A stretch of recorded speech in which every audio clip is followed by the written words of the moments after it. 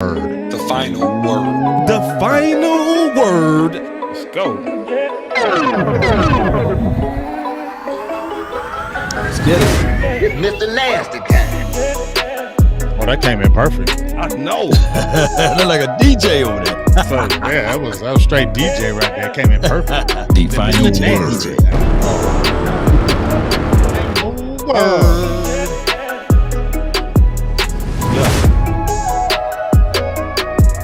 I mean, you know, the only thing left is Victory Monday. Yeah, it feels good on a Tuesday. On a Tuesday. W. Iceberg kill. The final word. Y'all be sure. Lock in. Check it.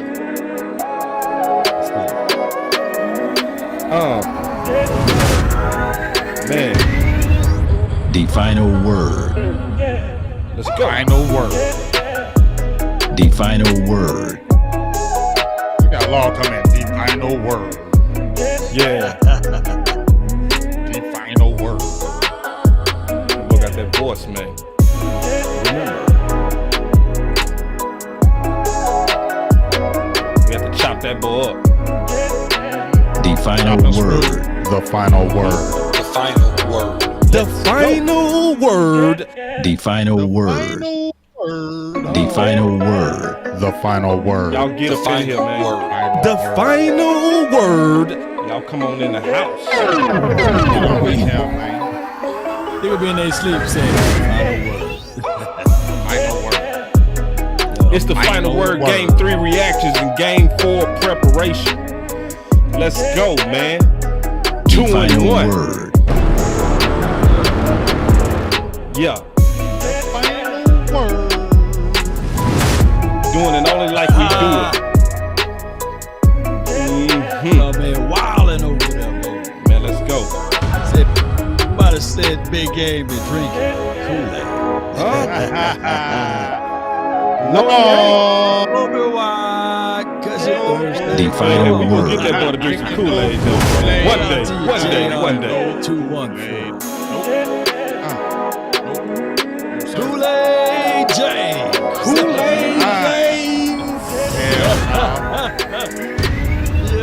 The final word. Throw the fires up, man, before we go. Hey, we love that defense, though. The final word.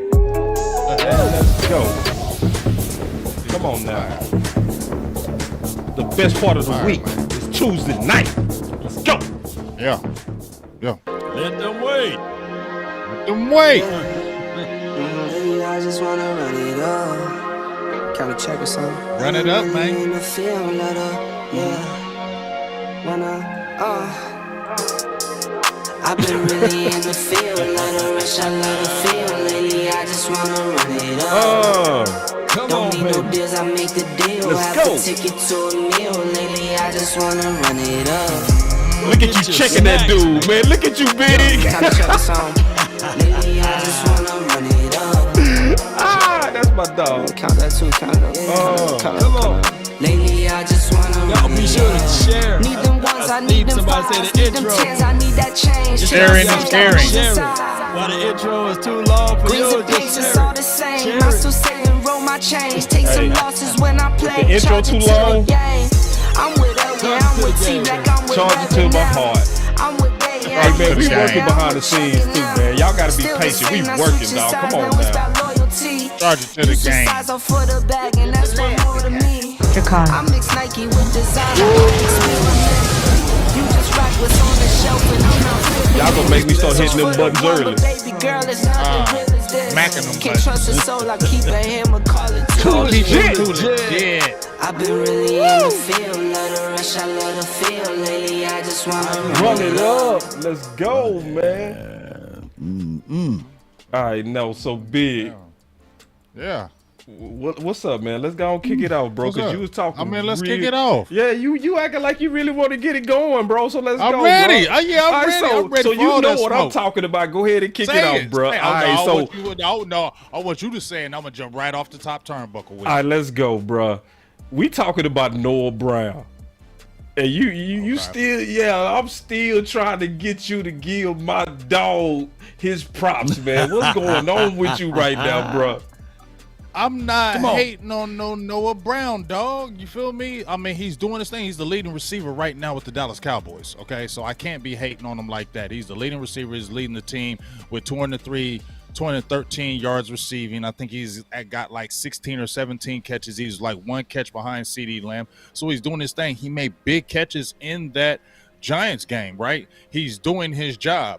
So I can't hate on him. I'm not sitting there saying, but are we sitting there saying he's a bona fide number 2 right now? Is that what we're saying right now in the NFL? Noah Brown is a bona fide number 2 receiver in the league. Now, he said he was going to make it up from last year. He said he had the opportunity last year, and he said himself, I had the opportunity, and I dropped the ball, and I wasn't going to let that happen this year. And he's doing everything that he said he was going to do from last year. So, you know what? I can eat crow on Noah Brown. I can sit there and apologize to everybody that said Noah Brown is not going to be that guy. I don't know if he's still a number 2 out there, okay? But he's looking damn good for the Dallas Cowboys. So shout out to Noah Brown. Keep it up because you have come in big in these games for the Dallas Cowboys. That's good enough for me. That boy good. He said that's good enough for me. Clap it up, man. Clap it up, man. Let me hit the clap, man. Y'all clap that. If you get that out of big, you just take it. Give me the clap. You take it. You don't try to get no more than that. You just take it what that boy just gave you right there. That boy good. That boy good. All right. Hey, because I had to eat crow this morning. I was like, man, come on, I'm gonna grab the beak, man, the feathers and everything. I didn't even cook the crow. I just ate the crow with the feathers and everything. Noah Brown out here. Did you see him climb the ladder to go catch that ball? Man. Yeah, man. Look, man. He played so good, I had to pinch myself, and I said, damn, maybe boss man, not boss man, I'm going to call you boss man, boss cowboy, but maybe you is the boss man at this point. Hey, boss cowboy is right. I kind of am, bro. And maybe he is Noah Carter Brown. Wait, look at God. Hold on, cover Lord. Cover. What is it? What did he see? Come on now. He got the best hands on the team. Who got the best hands on the team? Yeah, I'm seeing Chris Carter-ish. Do that. Wait. Don't do that. Now I gave you your flowers. Don't go there. Chris Carter. He haven't dropped the pass yet. He haven't dropped the pass yet, though. Say, he haven't dropped the pass yet. Say, but you gotta. He hasn't dropped the pass yet. But you gotta also understand, Cooper Rush ain't got no strong ass arm. So you saying he throwing real catchable balls? You going too far? I am saying that. You going too far, big. You going too far, bro. You can't sit there and tell me Cooper Rush throws a hard ass pass. He throws a catchable ball, a super catchable ball. Except that one where he threw, it was in the end zone. Noah had to kind of reach up to get that. That was amazing. But don't sit there and tell me that Cooper Rush don't throw no easy ass ball. Well, it's there and it's right there. I don't have. Look, at this point, Cooper Rush, to most people, is God right now. He can't do nothing wrong. So at this point, Cooper Rush, he throws the best ball in the NFL. I ain't gonna even talk about Cooper Rush. Too. Some of them weirdos. You know the weirdos out there. You know it is. You know it is. No, shout out to Cooper Rush though, man. You know we have shout out to Cooper Rush, man. Like shout out to him. We ain't hating. He 3-0. Yeah, and you ain't hating. You a backup though. Like yeah, and you know, big. Not bragging, but me and you talked about Cooper Rush, bro. Oh, what y'all say? We said he was gritty, bro. We did, like on the Super Show. When people was said like he was gritty, but you know, yeah. Well, I'll take credit for it since you don't want to take credit for it. I'll go ahead and take credit for it. I won't take credit. Because I've been trying to get Cooper Rush out of there. I've been trying to get him out of there. So I ain't gonna take no credit for no Cooper Rush. That's real. I've been trying to get him out there. I've been saying go. I've been trying to get Will Greer past him. I've been trying to get everybody off the roster. But you know what, Cooper Rush? If I ever ate crow, I can eat crow on Cooper Rush because this is what I said. Hey, Cooper Rush, still, you're not a starting quarterback in the NFL to me. I don't care what Wink Martindale said. He's a starting quarterback in the NFL. No, he's not, in my opinion, but he's a good backup. And here's the thing. Like they said, he knows the system. Yep. Okay? That's the reason why they kept bringing him back to the program. When he got cut, they kept bringing him back because he's a smart guy. I think he had like a 4.1 or 4.2 GPA when he was at Central Michigan. So he was a very smart guy over there. I think he was majoring in like microbiology, something like that. So his mentals is very strong. So we can sit there and say that. And when they say he knows the system like the back of his hand, he knows it. So you feel confident when you have a backup like him that, hey, he's not a terrible player, right? He knows the system and he's familiar with the personnel on the team. That's a formula for winning. And right now, put him in the best position to win. Put him in a best position when you have 30 rushes, 31 passes. The game before you had 27 rushes, 31 passes. So you're putting him in the position to succeed and make it easier for him and not have Cooper Rush really winning the game. Right on. Right on. All right, you right on. Right on. Well, right on. I want to talk a little football with you guys. Okay. And I'm dead serious too. So we gonna work this out. But me watching the game, I'm gonna be honest. I'm gonna be all the way honest. And I want to bring this to y'all. This is the first time y'all gonna probably even hear this. But I feel like my boy Dan Quinn is being a little bit too cute. Sometimes. What? Yeah, I said what I said. I know what I said, bro. He doing some weird stuff out there when you look closely, bro. Like Neville Gallimore playing defensive end. You having your linebackers lined up in the 1 and the 3. Okay, I see you saying. You see what I'm saying? That aspect. Yeah, that's what I'm talking about. And then he getting too fancy. He getting too fancy to me and big. He smelling himself. This is where I start really peeping it. And I think I was talking to you. I'm trying to figure out who I talked to. I think it was you, bro. But I was watching your film breakdown where you was breaking down the defensive line, right? Mm-hmm. Mm-hmm. And you was showcasing how he was playing a lot of 3-tech. And I started hating it, bro. Because I was seeing that they was using him as a sacrifice to give Sam Williams, Fowler, and Dorrance Armstrong more tick at the defensive end. And I was like, that D-Law. Yeah, D-Law. And I was looking at it, I was like, honestly, that don't make sense. Like, I just thought, just keeping it real. You know what I'm saying? I know you're trying to be different. I know you're trying to confuse the offense and the opposing offense. But some things is simple. You know what I'm saying? Your defensive ends, they have built years and years of muscle memory, learning how to set up tackles, and you moving them around, in my opinion, honestly, too much. That's why, in my opinion, that's why I'm throwing this out here to you guys. When they finally put Tank and let him play mostly in, he went God off. Because you can't double Tank and Parsons at the same time. So one of them every game would eat if you have them getting after the quarterback on passing downs. And I'm just being honest, bro. I ain't heard nobody talking about it, but I'm sounding the alarm on it, bro. Because to me, I'm not seeing the common sense in moving them dudes as sporadically as he does. Keeping it real. I must be the lonely man on this island, but go ahead, Big Gay. I mean, I'm going to say I'm not really going to hedge what you saying, boss, on that. I get what you're saying. I seen a lot of wide 9. I seen Gallimore on the outside. You remember I was telling you last year how I didn't like how he was putting Tristan Hill and Osa in the middle when they were playing on running downs, because I don't feel like that was the stoutness that you needed. But I see him throwing Gallimore and Bohanna in there. I think the only thing that I'm cool with it as far as it, because for me, I think, like you said, he did rotate D-Law when he saw the matchup. I think he kind of goes with matchups. In my opinion, he kind of seen like, let's go out there and let's see how it goes.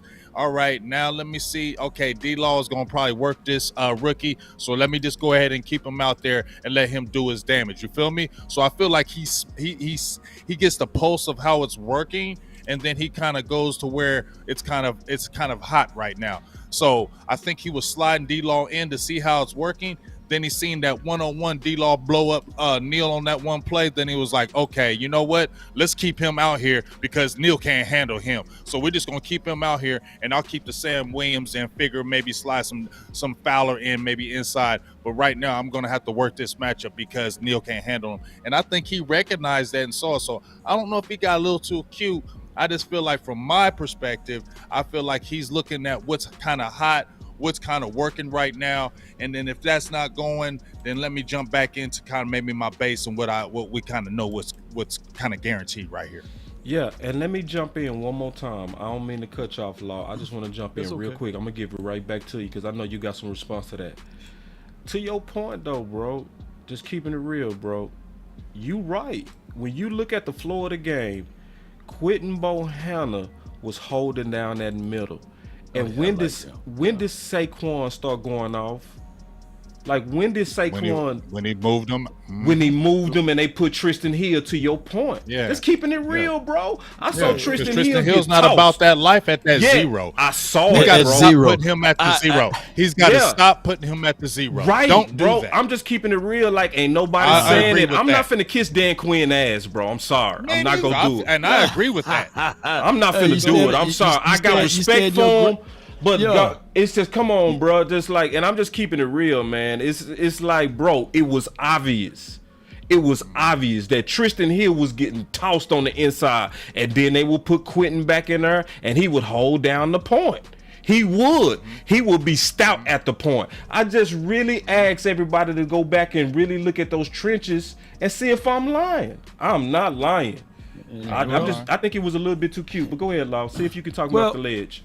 Well, Tristan Hill is not a true one tech, nor don't want to see him at zero or any of those things. That's why we were so high on Ridgeway. And I was wanting at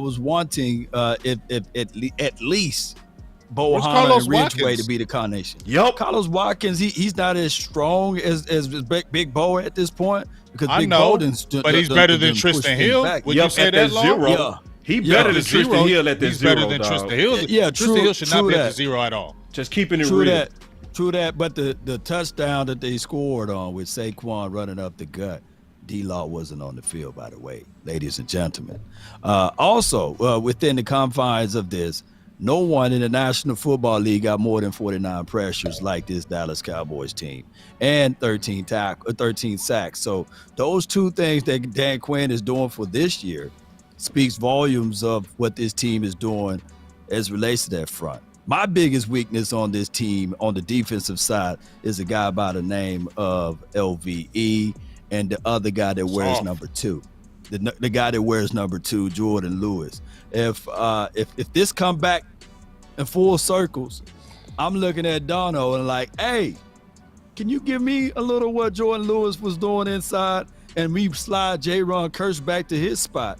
Because I want physicality and speed, and I think Dono, he does that, and as well as J-Ron Kearse, he brings that physicality back. But I'm trying to figure out a way to move Jordan Lewis up out of here, and as well as number 55. I got to figure out a way because speed right now is killing us in the middle of the field, and we don't have that guy that can go from hook to flat.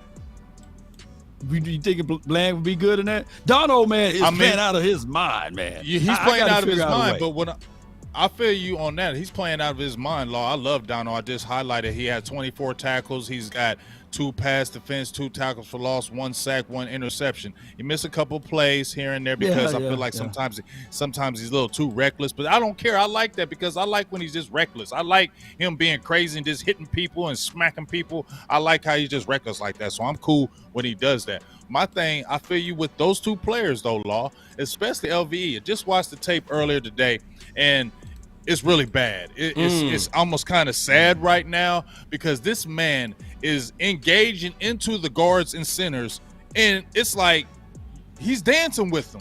You're not supposed to dance with the linemen at all. You're not supposed to hit and shed. You ain't supposed to dance with them. And this man, this goes all the way back to college when those offensive linemen latch onto him, and he is like done. He's still misreading the holes. He's still second guessing. He's still hitting the wrong holes when the running back is coming through an A gap. He's going through the B. You feel me? He's when he's pursuing, it's like, are you pursuing fast enough? Because it's like you letting other people get ahead of you on the tackles. Why is that happening? You're the linebacker. You're supposed to be getting the corner and the safeties behind you, but they're making the tackle ahead of you. That should not be happening. And with Jordan Lewis, dog, I've been saying this for a couple years with Jordan Lewis. He just not the guy that he was anymore. He's not the guy that we thought anymore. You got a Darren Bland over there, and look, this is what I say about this law. You're playing Marquise Bell. He made a big tackle on a bubble screen. Big one. You're playing Israel Mukamu. You're playing those guys. So if you got Darren Bland around, and we saw how aggressive he is, and he's a young player, and he ain't no little dude, why don't you give him some tick and see him? Or Kelvin Joseph, how about you stepping up, and how about you getting on the damn field and stop playing special teams? Oh, wait, Kelvin, when his number was called, Kelvin did made a little tackle there, though. You know, cut it I out. think that Kelvin's biggest issue is that he's not out there on the field. Is that those strong ties? Just like y'all saying that Quinn is getting a little too cute. Shoot, I've seen Al Harris. Somebody talk to me. I've seen Al Harris praise Anthony Brown and Jordan Lewis. Those two are his boys, and that could be a detriment to us. It is a little bit with that. And my thing is, just like we seen players make a mistake. I seen literally Anthony Barr hit the wrong hole or slide off of a guy. But then guess what, guys? I also seen Anthony Barr make some plays. So those are things that I need more out of Lewis and LVE. You go, and we seen Dono miss tackles, sliding off people like butter, but he come back and make plays. I just don't see consistency out of 55 and number 2. And those are the only two on the defensive side. And when Kelvin Joseph's name was called, I think he did a serviceable job. He didn't give up a big play. He didn't give up. And he's your new gunner. He will be your new gunner. Yeah, he killing at the gunner. He playing good. Here's the thing. So he playing a good gunner. Here's my thing, because I seen him on the gunner too. He's uber physical. We saw the physicality last year in the Philly and Washington game. We saw the physicality. We were excited. At least I was. I was like, okay, this is what we've been waiting for. So you should be heading into next season being able to compete for a spot. Then we saw the incident that happened. I'm wondering, is he still in the doghouse because of that? Because if he's going hard as a gunner and he made a quick play when he got in the game, we know he has the physical attributes. I question the football. Do you love it or not? Is he in the doghouse? Somebody open my eyes, because why is he not playing then if Jordan Lewis is struggling? And you know Jordan Lewis is not your answer long term when a Kelvin Joseph probably is. Somebody talk to me. Yeah. I think that what we should do is still be patient with KJ. I still have my. I just hope that the kid didn't. I just wish that the kid didn't have that thing to go down this offseason. I know that played some type of role in his mind and his psyche, but I just hope that the Cowboys understand that speed is real.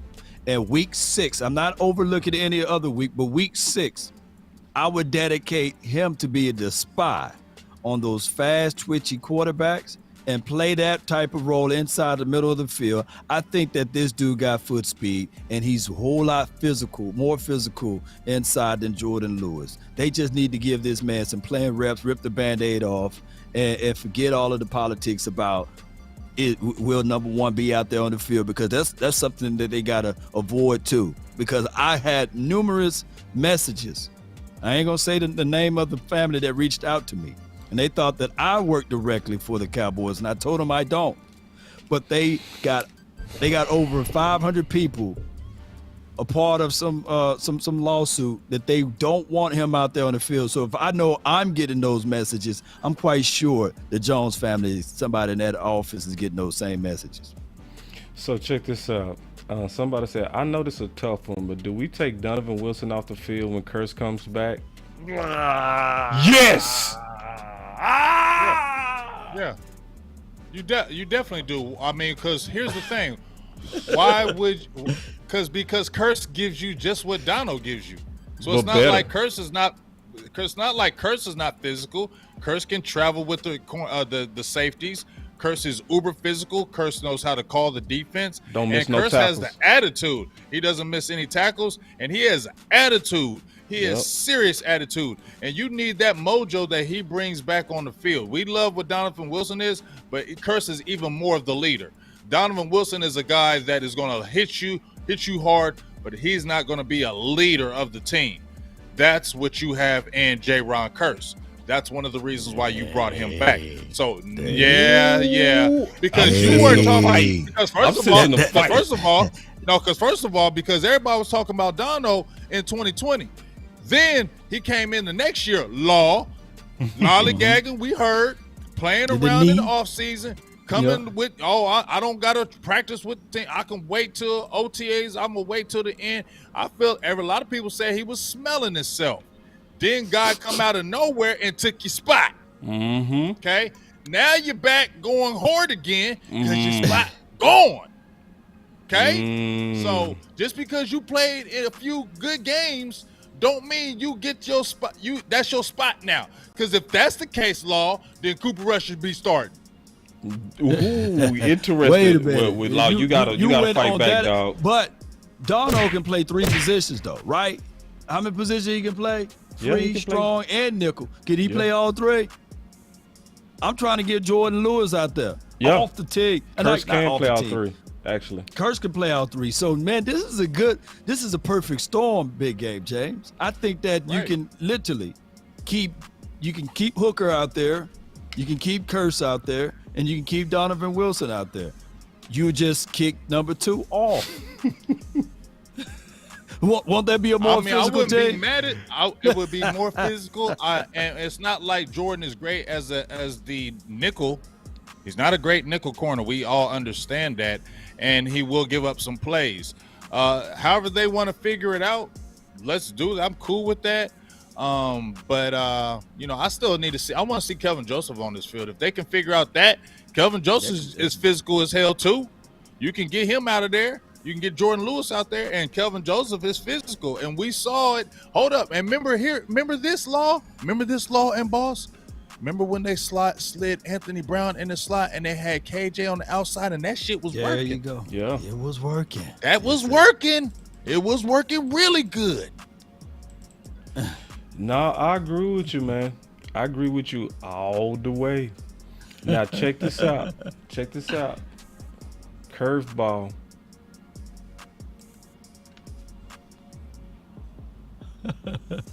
Offensive line. Okay. Can we talk about it? Oh, well, we can talk real talk about it. Are you trying to say we got to give that man some flowers or something? What angle you gotta give him some love? You know? I think so. See, Law can't stand you, Law, man. See, man. I'm gonna have to give Duke Manyweather some love over there first. Yeah, I know what angle because that's who Tyler Smith with worked with. That's who Tyler Smith worked with, and that's what Terrence Steele worked with. Okay, that's who they work with. This the deal, though. Go ahead, spit your case. Because I do believe that the off-season trainers always should get most of the credit with every athlete. You know what I'm saying? Like, I know my boy Real Truth, D-Rob, was the key to Noah Brown. We know that. Right. You know what I'm saying? Right. But this is why I still got to now consider filming. Because we know in the off season that Duke was the one that was responsible for the weight change in Tyler, right? And Tyler's discipline himself, right? So we're not gonna take away from that. But when they went to training camp, I know them trainers got to turn them over to them coaches. You know what I'm saying? And so when they switched him from guard to tackle, that's the work of filming. Just keeping it real. You know what I'm saying?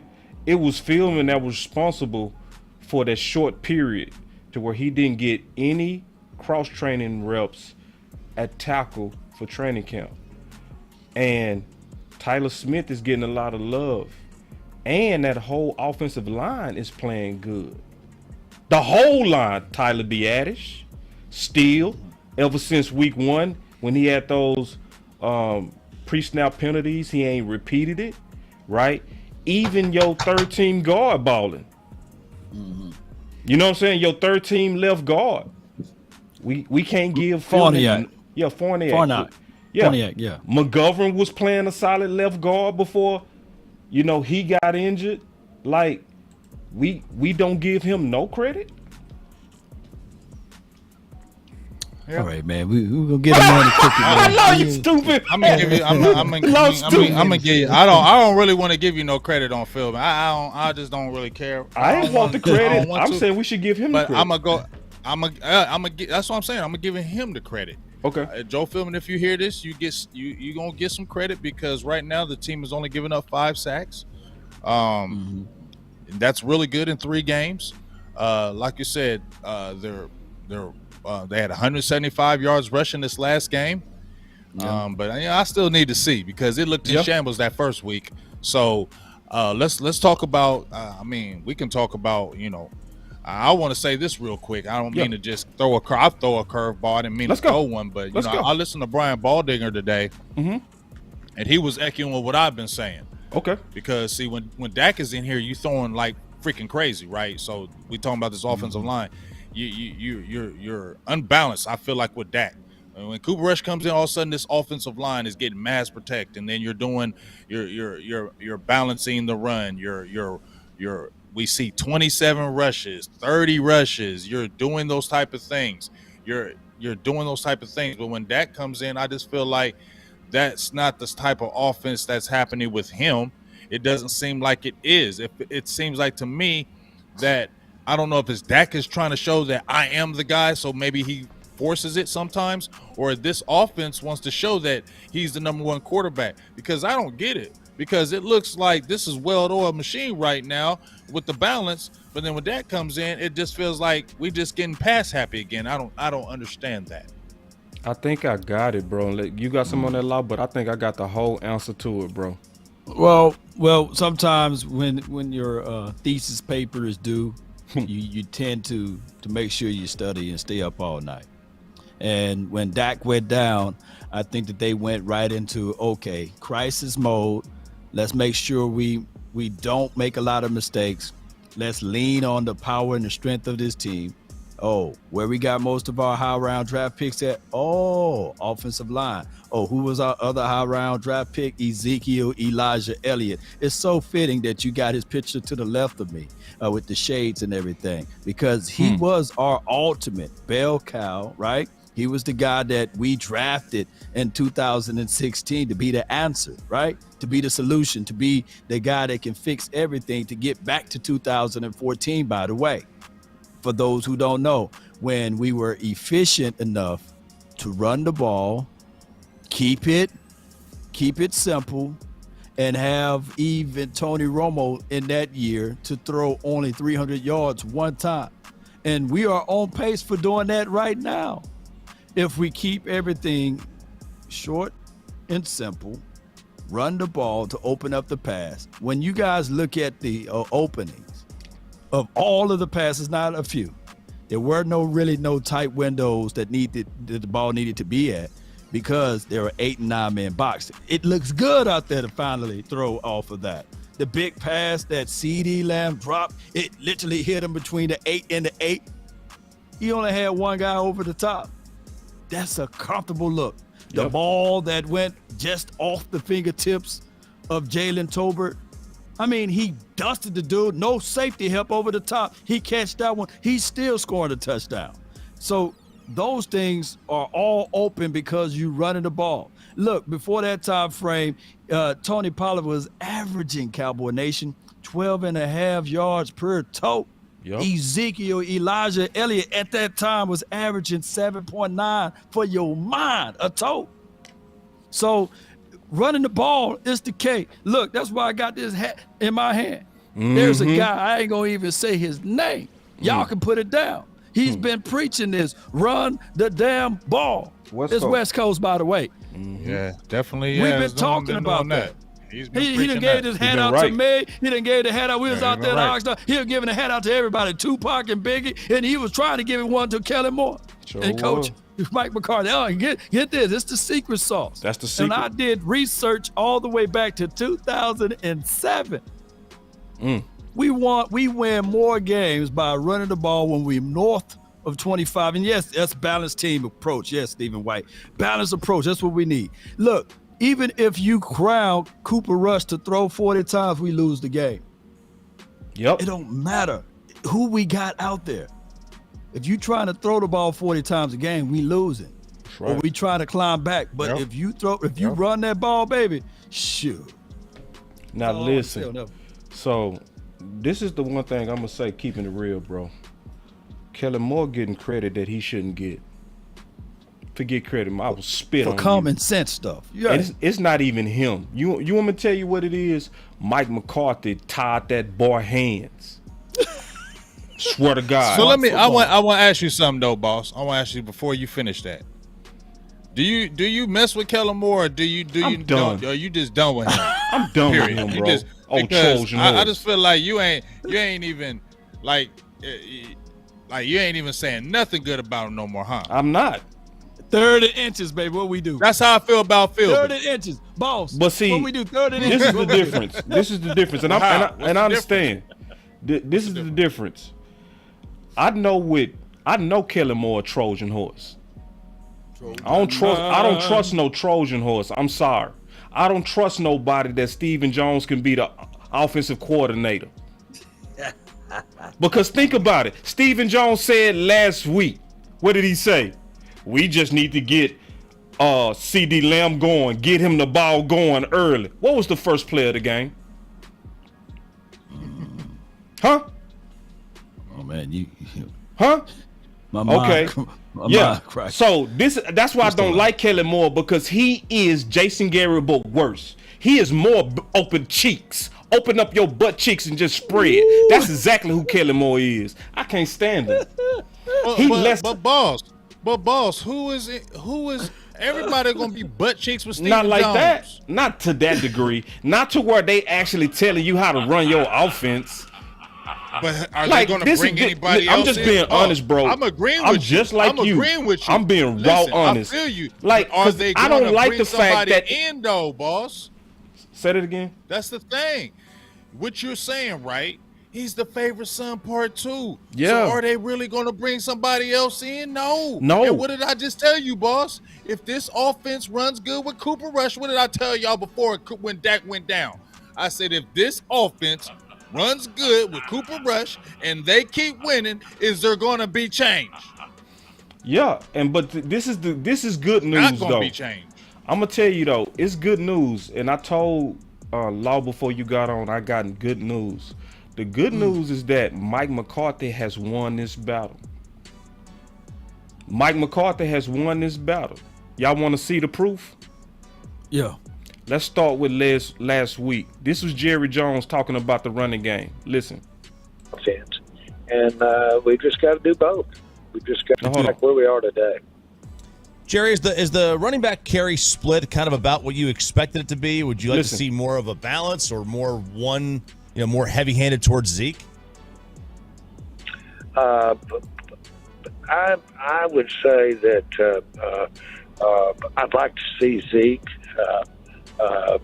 because of what he does to the defense, what he physically does. I'm going to make sure that we give Zeke the load that the team deserves to have from him.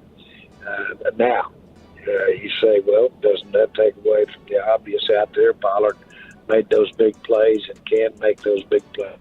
He's juice. You can see what the zip that he adds to the offense. And we just got to do both. We've just got to take advantage of the fact that we've got this both these guys that can really give that defense heck. So I'd like to see a continued use. I'd like to answer your question, I'd like to see both used about 20% more. Yep. He said 20% more. And that was after the Bengals win. And so this is the thing. Hold on real quick. Want to get away? What's up, OC? Southwest Airlines. Yeah. So I'll send you another link, dog. All right. Sound like that commercial. Yeah. All right. So check this out. So remember that was the same week Mike McCarthy was saying that I was gonna have to do another lap around that play sheet, meaning he was gonna micromanage Kellen Moore, right? And remember that was the time we came out and we had an obvious script that was committed to running the ball. Right. Right. So now fast forward to this week, and let's listen to Mike McCarthy. Listen to Mike McCarthy right here. Listen. And everybody wants to always talk about the one that he didn't get, but when it was on the line, I mean that's about as fine as a catch you're going to see on a fade route from the 1 yard line. Hold on, he talking about CeeDee Lamb. Hold on, listen. He's going to see more and more challenges every week. I think you'll see. I think he'll definitely get some attention this week with Washington coming in here. So I think he's off to a good start. When DeMarcus Lawrence went down last year, you kind of accelerated the plans you had for Micah Parsons out of necessity a little bit. I know you stretched the running game all offseason, but when Dak went out, is this kind of a point just to say, hey, we've been working on this, but we've got to get this going right now in the run game with Dak out? Well, I mean, we talked about this at training camp. You guys are at training camp, so we need to run the ball better, and more importantly, we need to get more attempts at the plate. So, and I think with the training camp structure, you only have so many opportunities with the padded practices. So, I mean, it's just. See, he said more importantly, we got to get more attempts at the plate. More attempts at the plate. Attempts. So but keep listening, because today I'm gonna tell you, it was almost like he sunned Kellen Moore. Listen. We need to stay committed to it. I think we've definitely done that the last two. What did he say? Yeah. We need to say kind of a point just to say, hey, we've been working on this. I rewinded it too much. Hold on, I'm sorry about that. Right now in the run game. Sorry about that. Well, I mean, we talked about this. It's all good. You got excited. My bad. You guys are at training camp, so we need to get more attempts at the plate. So, and I think with the training camp structure, you only have so many opportunities with the padded practices. So, I mean, it's just. We need to stay committed to it. I think we've definitely done that the last 2 weeks. The last what? The last 2 weeks. And that was since he spanked his ass. Yeah. Because remember, it was only 18 attempts in that first game. Facts. 42 passes. 18 rushing attempts, 42 passes. And what happened in that? San can you break Francisco down game? the average? Big game. Can you break down the average? What we was averaging per rush too? 4.9. With Z. 4.9. 4.9. And they're averaging right now as a team, we're averaging 4.7. So that is good because it was a 4.5 average last year, and it was still top tier with that. Check this out. Watch Mike McCarthy. He finna son Kellen Moore. You got to peep. And this is fantastic news, too. Listen. Hold on. Let me hit the wrong button. Y'all give me a second, man. Here it is. Game last night, and Tony and Zeke are feature players for us. So I don't see us changing. What? Oh, wait! Whoa! Don't let that go by you. Let's hope. No, he said. What did he say? He said, "I don't see us changing." He said, "In I don't other see, words, let's hope." Yeah.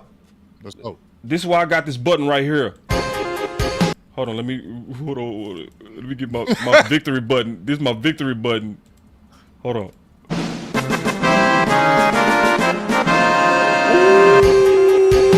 with the victory up, Mike McCarthy. That boy said, "I don't see us changing."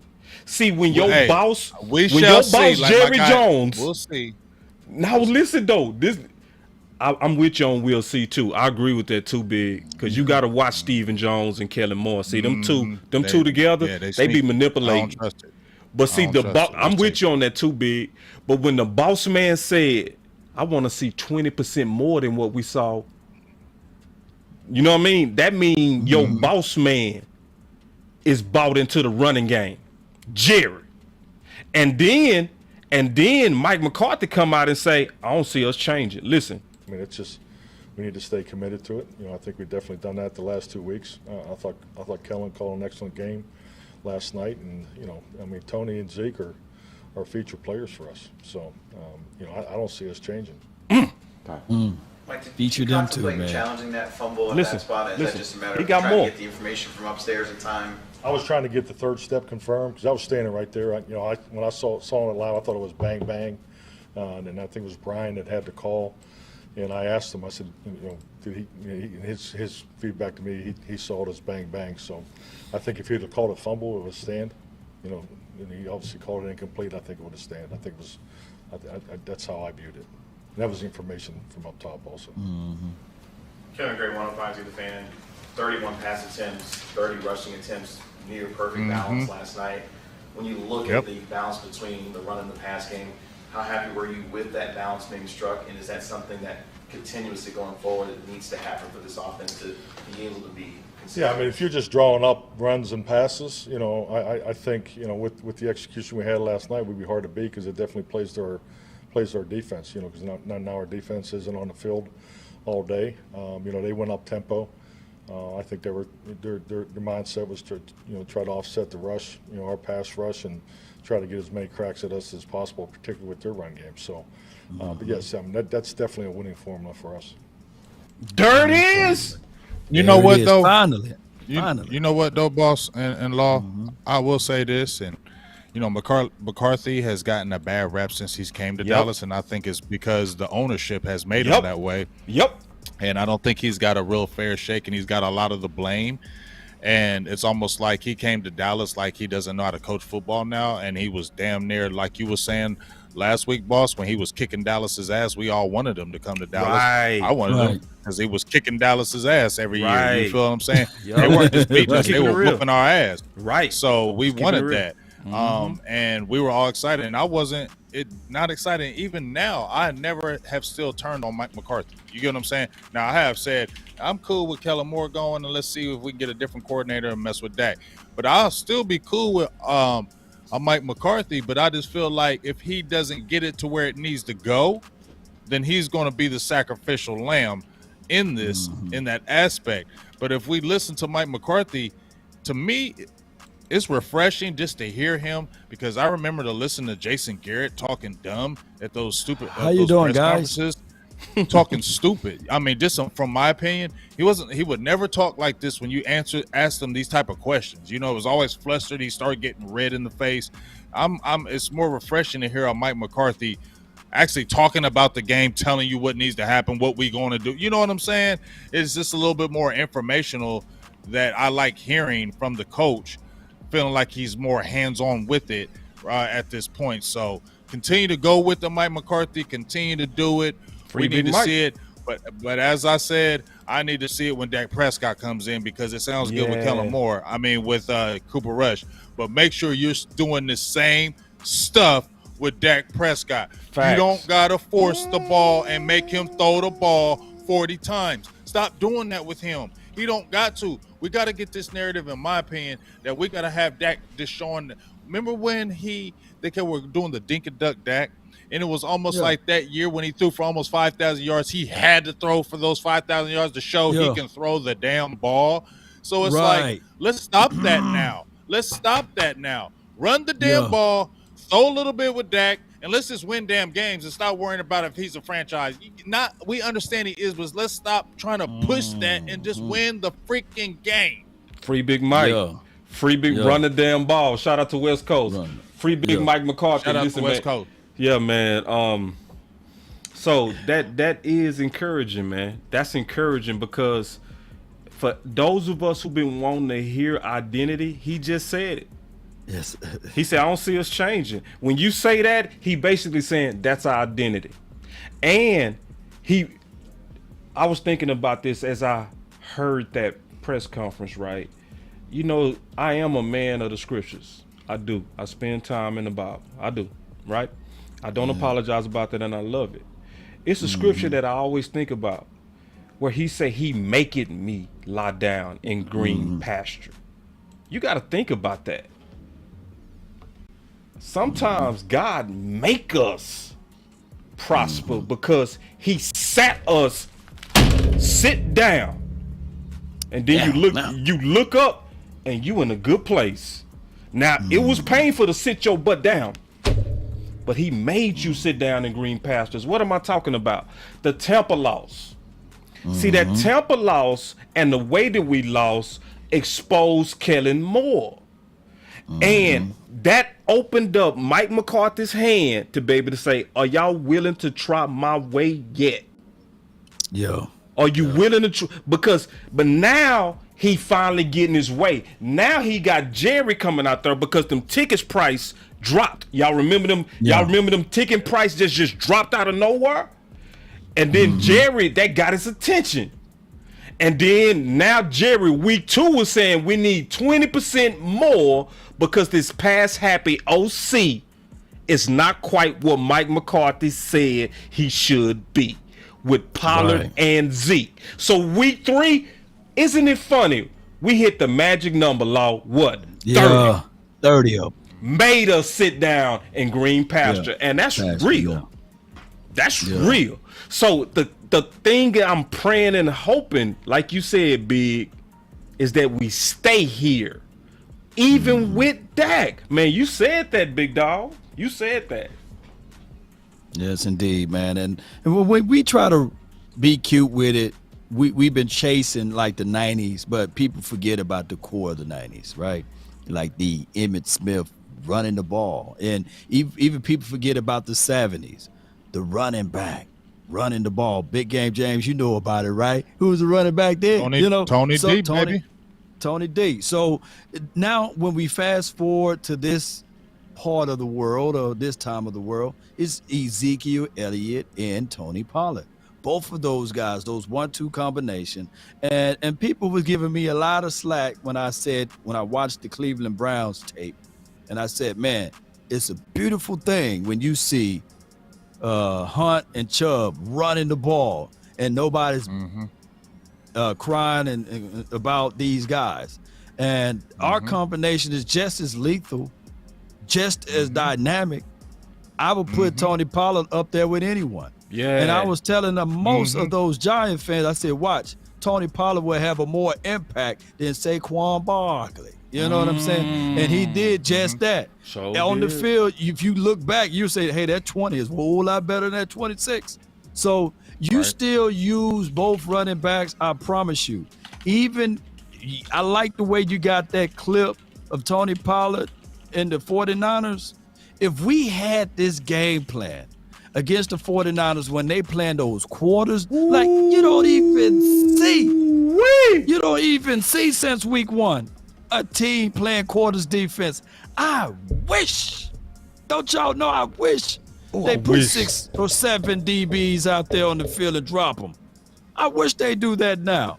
When we have the mindset and the philosophy to run the ball, that toss sweep, that toss left, that toss right, that was the staple piece in the 90s. We can do that all night. This Cowboys team can literally toss left, toss right, and you see Tyler Smith get out in front of people, and you see Big 71 was pancaking. Now, he wasn't as fast as Tyler, for those who out there that didn't see that, but he was slow. But when Tyler Smith 73 was just mauling people over, I said, that's the team. That's the identity. Strong run game, solid defense, win you games. There's nothing wrong with that. There's nothing wrong with that. And I think that's what we have to, that's what we need to understand. And that's what these Joneses, I mean, what they're whatever.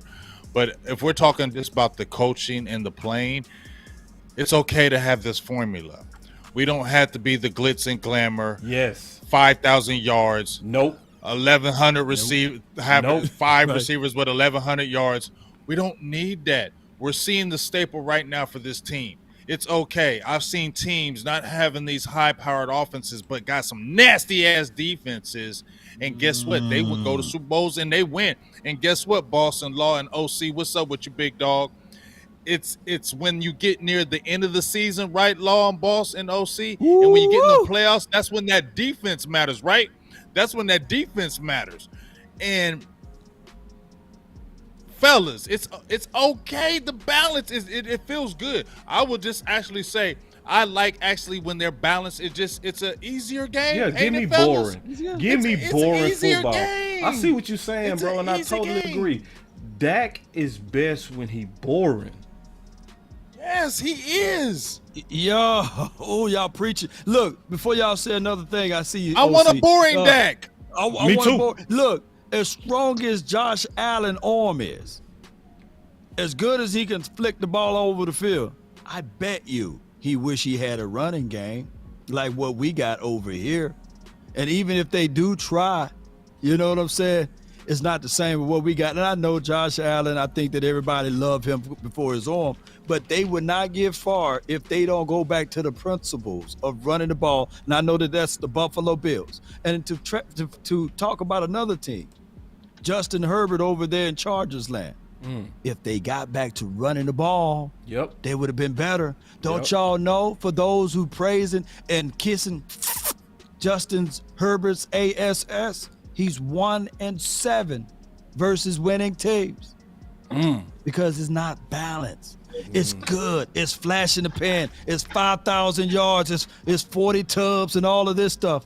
But you don't win games that matter. And people are so hooked on, hey, the flashy quarterback with the big arm. And the whole time, if you look at most of Tom Brady's Super Bowls, he had a good defense and they ran the freaking ball. Facts. But at the end of the day, everybody forgot about that. They talk about Tom Brady. Your praises will still be there. Yeah. OC, man. We got OC in the house, man. What you got, big dog? What up, OC?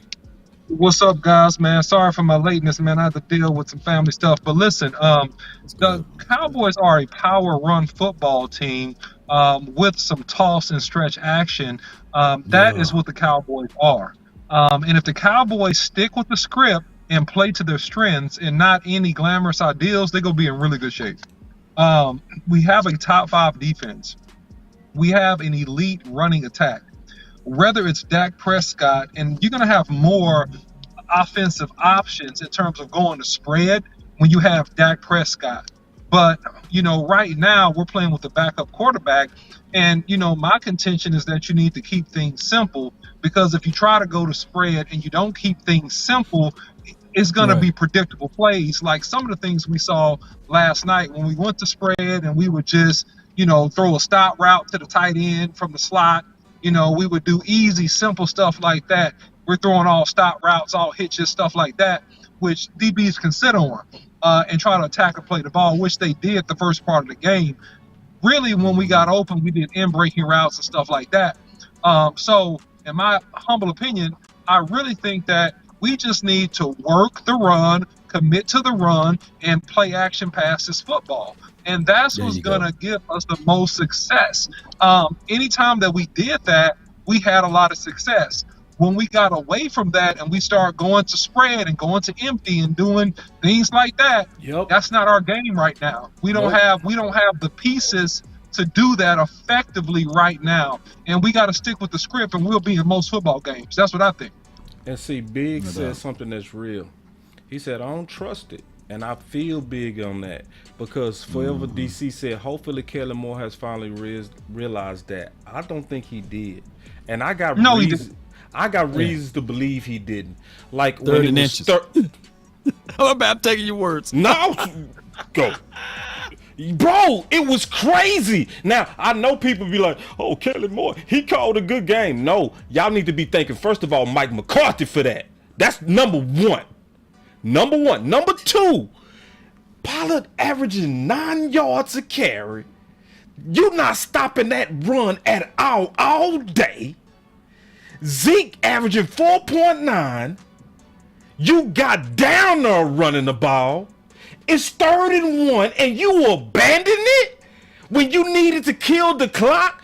If that's not proof that Kellen Moore is pass happy still, I don't know what it is. You got to keep a permanent chain on that boy neck. Well, there was also a play, key drive in the fourth quarter, Boss Cowboy, that, we got 1 yard or no gain on a first down play with Ezekiel Elliott, and immediately Kellen Moore went to empty. Immediately. He went to empty, 2nd down. It's like, whoa, hold on, man. Hold on, Cowboy. Empty! Why are you going to empty, man? Empty. You going to empty? He took away the run threat. Explain that, OC. Explain that, please. So when you go to empty, you don't have a running back in the backfield. That means that you cannot run the football. The only thing you could do is motion somebody and hand it off like a jet sweep or something like that. But are you doing a quarterback run or something like that, right? But that's very unlikely with our quarterback situation. So No, you went to empty, man. You got 5 wide receivers, no running back, man. You just you're telling them we're throwing the ball. Yep. And I think that when Kellen is committed to the run on first and second down, primarily, or either a short pass to the tight end if it's second and medium or second and long, I think we end up in a good position. But when he immediately abandons the run, if he doesn't get a chunk of yardage on first down, he gets easily discouraged. That's when we get in trouble. And that's some of the inconsistencies you see with his play calling if you look at this game closely when we had offensive drives that stalled, in addition to some drops and some mistakes and things like that. Trojan horse. Yes, indeed. Trojan horse. Let me read this super chat from Mr. Wright Antoine, man. Appreciate you so much, man. He says Zeke saw 53.33% 8-man box, while Pollard saw 15.38%, and they say Zeke ain't important no more. We got a dangerous duo, guys. That's what he's saying. Appreciate you for the super chat. Good super chat. Come on. Facts. So I want to switch the topics real quick. Just real quick. I want to talk about this Peters plan. I want to hear Jerry talk about it, and then I'm gonna obviously go through the whole panel, and we go break this down. All right. Yes. So y'all give me 1 second. Let me set this up. Jerry. All right, here we go, man. We got Mr. Jerry Jones. I gotta cue this up. Okay, it's at 1450. All right, here it is. Y'all give me 1 second. There it is. Take us through why you decided to play him at left guard. We were like, are you going to put Smith back at guard? Peter's more natural position. Can you just take us through the decision to play him at guard versus tackle, or even to come off the bench? Your question has hit on the right way to look at it as far as a plan. Your question says it. Do you play him at guard? Do you play him at left tackle? Do you play him at right tackle? You can play him at all of them in my mind. He's that good a player. He's that experienced a player. Last night showed me that. So we want him to get in shape. We want him to come on around and get in shape, and recognizing the veteran that he is, the campaigns, if you will, that he's had. But he is going to be an unbelievable, valuable part of this team going forward, it looks like. What we're doing is we've got help on the way now.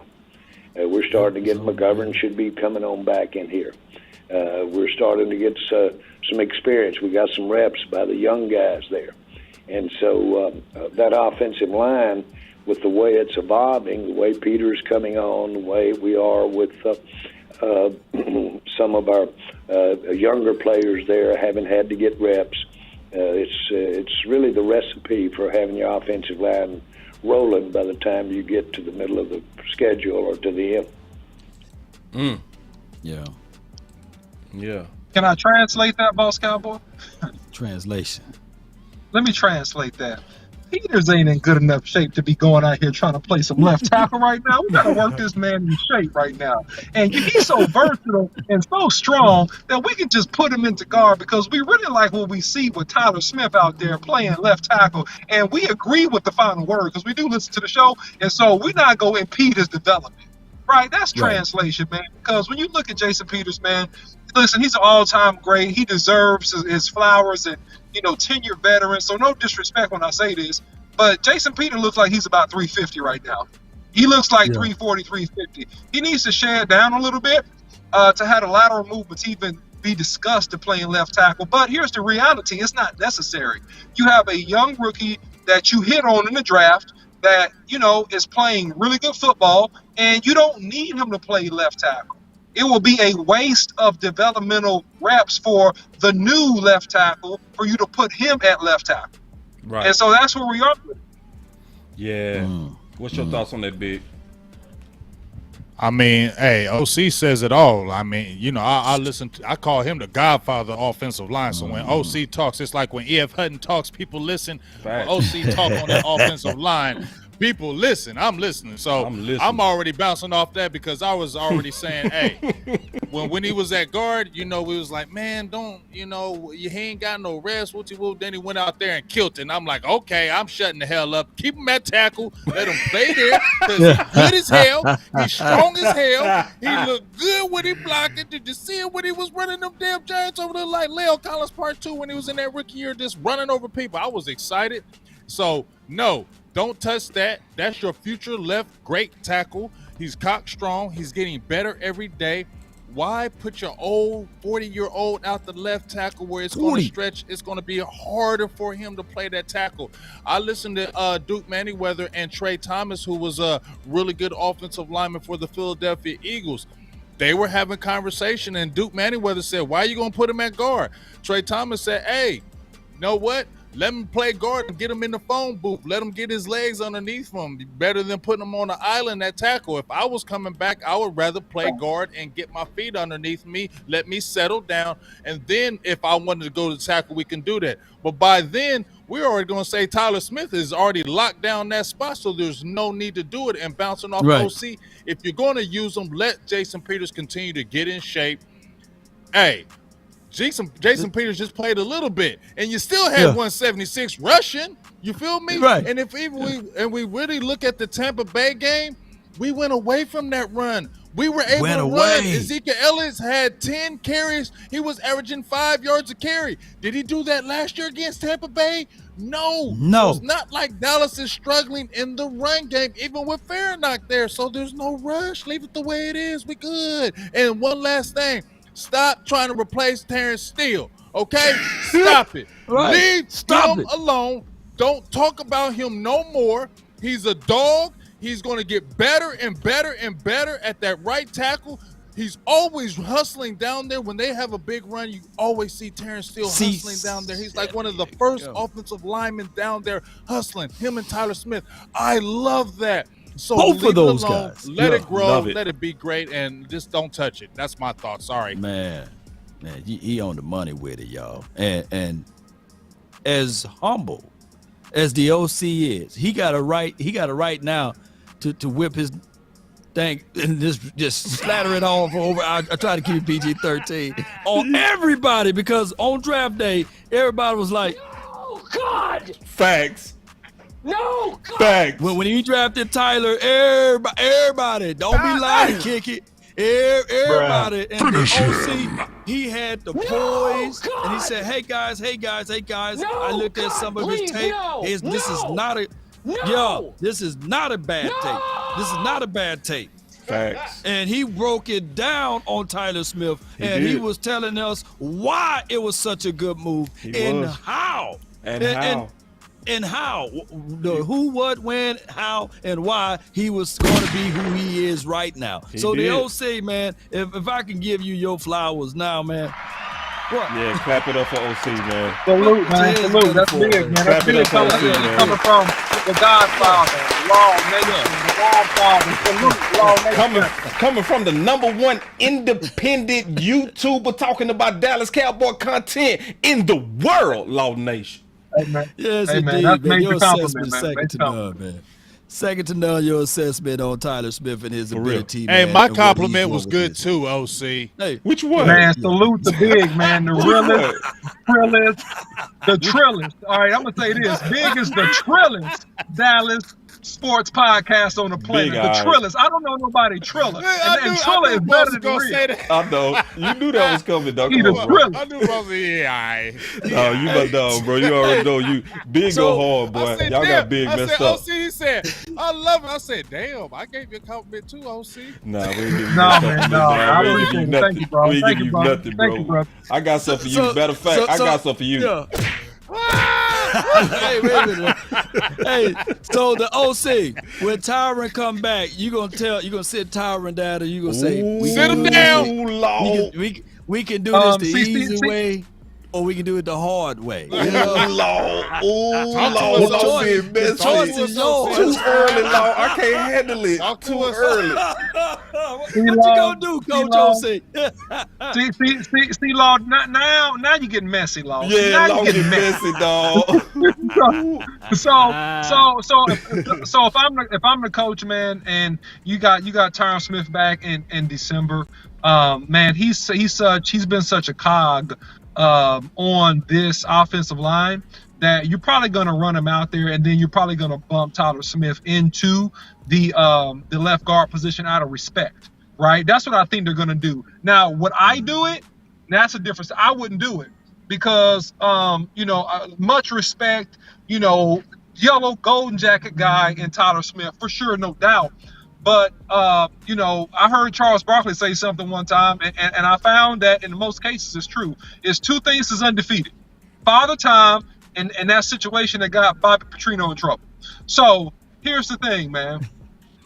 You got to understand what the future is and what the past is, and I think that you want to keep Tyron Smith on the roster as long as you can. You want him to be around, but it's going to be difficult to keep Tyler Smith off the field with the progression of performance given you. He gets 10 games under his belt. If he is continuing to progress, he's going to be playing at a Pro Bowl level. If he continues to progress, he's going to be Pro Bowl level with his play as a rookie, right? And he's younger, stronger, and it's going to be hard to get the man off the field, man. I promise you. So if Tyron comes back early, which he's not, but if Tyler Smith continues to progress, he's going to be at a Pro Bowl. Whether he gets selected to a Pro Bowl, I'm not saying that, but he's going to be playing just about at a Pro Bowl level if he continues to progress, man. Yeah, he better than any rookie I've seen this year. I gotta bring something to you boys, man. Just keeping it real. All right, with Peters getting in shape, I want to ask y'all a question.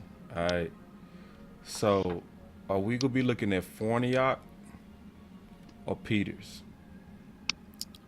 Oh, let me go first on this one, please. I think Jerry kind of leaked it out just a little bit. He said with Connor McGovern getting back healthy, I think it's the craziest thing. McGovern is going to get back healthy before Jason Peters get down from 350 to about 330 where he's supposed to be at, what the OC is saying. So I think that what's going to happen here is that first series that McGovern was out there, that small spoonful of reps that we seen him in the first week one, McGovern looked damn good, y'all. And I think that what will happen here is McGovern will come squeeze back in, Fournier will hit the bench once again, and they will still play the game of short packages or jumbo packages with Jason Peters. But that spot would go back to Connor McGovern, and you will have Tyler Smith, Connor McGovern, Tyler Biadasz, Zach Martin, and Terrence Steele as your front five. God dog. That sounded good. I'm cool with that. I'm cool with that. You feel me? Because I've always liked McGovern. You know what I'm saying? And remember, McGovern worked his butt off to play that left guard spot. Okay? Firing and I liked him at the center spot more than the guard. I thought he was the better center than the guard to me. And I felt like Connor McGovern deserved that chance. He hasn't really got a chance, really, when he played left guard. He played, 3 or 4 whole damn games, and they yanked him. So he really didn't even get a chance. Let him come out there and get a chance. And you don't have to force Peters out there. He's your insurance policy. Yep, that's why you signed him, right? He's your insurance policy. You didn't sign him to be the starter. You didn't sign him to be your insurance policy. So let him be the insurance policy. Because let's see it. McGovern has already been yanked in his career, so it ain't like he gonna go sulk and go sit and have a pity party if he gets pulled for Jason Peters if he's not playing good. I think it's a good problem to have. Go out there with McGovern. McGovern has the strength. Let's see how they work with Tyler Smith, and it keeps on rolling good. Keep rolling with it. If it falls off, you got a fallback guy in Peters. Why mess with that? Man, I was finna fight you, Big, but you made a hell of a case right there. Yeah, and I'm gonna go ahead and tag in here. I was geared up. Listen, hold on real quick, OC. I was getting my knuckles ready, boy. I swear to God, I was like, give him the victory music. Give him the victory. Yeah, you saw my face. I was like, I saw it. I started doing like this. I started saying that fast. So here we go. Yeah, I was getting my knuckles ready for you, but good case on that, dog. Yes, indeed. Yeah, all I was going to say is this, man. I mean, listen, McGovern is a good young player, man. He's stronger than Fairnook. He plays with better technique than Fairnook. I mean, he didn't pay his dues. He deserves a chance to run that starter position. And if you got a younger guy that has equal talent, then you play him. And that's why I think it's going to be hard going back to this to get Tyron Smith back on the field. You got a younger guy with equal talent, better upside, then you play that guy. That's how this game goes. So, yeah, he deserves a spot. If he struggles for some reason, you got a couple options. I mean, you can put Fanuc in, but it'll probably be Peters once he gets down, in my opinion, probably about 20 pounds. I think that's what he needs, man, right now. But, you know, that's what I think, man, and hat offs to him. I think he'll go out there and do a good job, too. Yeah, I want to play a clip from my homie real quick. My homie Stephen Jones. And I'm going to tell y'all, he lived for this. I'm going to play this real quick. Y'all listen to Mr. Stephen Jones. Watch this. Listen. I think it motivated him. And I think it's as tough as he was on himself for not catching that one, I think he came back and made it up in spades. So I do think we can get better as a football team. And I think we will. I think we're one of the youngest teams. I don't have the exact stats right here in front of me, but we're one of the younger teams. And you know, it was mentioned last night, we're a homegrown team as well. Most of this team is made up of players that, as an organization, that we either drafted or brought in through college free agency, and guys that have grown here. And then we've got a lot of young guys who are on the come as well. So for not catching that one, I think he came back and made it up in spades. So I do think we can get better as a football team, and I think we will. I think we're one of the youngest teams. I don't have the exact stats right here in front of me, but we're one of the younger teams. And you know, it was mentioned last night, we're a homegrown team as well. Most of this team is made up of players that he loves sticking his chest out on that, don't he? We either drafted or brought in through college free agency, and got. Exactly. That's crazy. He loves sticking his chest out on that. He get on my nerves with that. Yeah. Shut up. That's basically preaching the philosophy of our guys. Yep. That's the only thing that's different. He didn't say our guys. Yeah. He said we built this team through drafts. And he proud of that. So it's like he treat free agents like they not even on the team, man. Yeah. And that made his day. That 71% of the Cowboy players on the current roster was drafted. See, that's all he want. He want to get credit for that. That's it. That's it. He wants that credit so bad, dog. He wants, just like, man, look, remember when the trade with Amari Cooper happened? Man, Stephen Jones stuck out his chest for 2 daggone years, it seemed like, kept on talking. Well, we got the Raiders. We got this, we got that. And then you're gonna go dog them in a few years later after you stuck out your chest about how you did this and that. And then what'd you do? You decapitated him and sent him on his way because he didn't conform to you. Get the hell on out of here, baby. Decapitated him. Decapitated Amari. Snip, snip, snip. Oh my gosh, man, there's two folds to what he's saying. Like, we've seen like teams make a big spark with their teams by going out grabbing a true qualifying free agent pickups. And of course, I can't wait to see James Washington back into this lineup. And we are beating teams right now. We won 2 games in a row with our backups out there. No shade at Noah Brown and no shade at what we are doing with our team, but we can see clearly that if we can add some more pieces to this team, baby, we'll be on our way. But for right now, we're 2-1, and he can gloat a little bit. But when it's sour, when it gets sour, just let it be known that you didn't do all that you can, because they sitting out here saying that the reason why they got rid of Amari Cooper because of the money. Well, we had the money. What we did with the money, huh? Right. The $23 million, we set all on that, right? So at this point, I think we got like $16 million now. But beyond that, I think that teams trying to win, they go beyond. And they bring in guys that can make that impact. And the Jones family just don't do that right now. Nah, man. Not never. Y'all check this out real quick. I got something else, man. I'm loading y'all up. I sure appreciate y'all being fans. I mean, I appreciate y'all being patient, but check this out. Here we go. Just from Jared. When he's coming off of a major surgery or if you will, a major rehab effort that has got to, in his mind and our mind, stand the test of the rest of his career stability, then players want to feel right in their mind when they step out there. We let those guys make a call, Schultz and him. They said the other night was not, didn't feel as right for them. They'll be out there next week in all likelihood. And then, Jerry, before we let you go. So what does that say to y'all? Y'all pushing them. Yep. You know what I'm saying? Y'all going too hard on them. Y'all pushing them too hard. And Michael Gallup, what we have been talking about, all of us on this panel, when you keep on trying to tell us, oh, he going to be ready. He ready. No, he not. He just told you. Hey, I'm going to say Coach Jerry. My bad. I was going to say, yes, Coach Jerry. Coach Jerry, no. I don't want to go out there yet, Coach. I don't feel good on my knee. All right, now I'm going to let you get another week. You got another week. But next week, you're going to be on that field. You hear me? I need you out there because I've been talking about you playing, and we can't be having you not playing on the deadline that I said. So you better get on out there, get that knee better, and put some ice on it, son. Wait, hold on. Hey, I love being a Cowboy. Big game, James. Game changer. Hey, let's have some fun. Let's have a good time, man. Let's kick it. Yeah, man, you right on it, man. Look, you don't want to rush the man. Chris Godwin was considered rushed out there, and other issues happened, and the Tampa Bay had to go forced and go grab some people.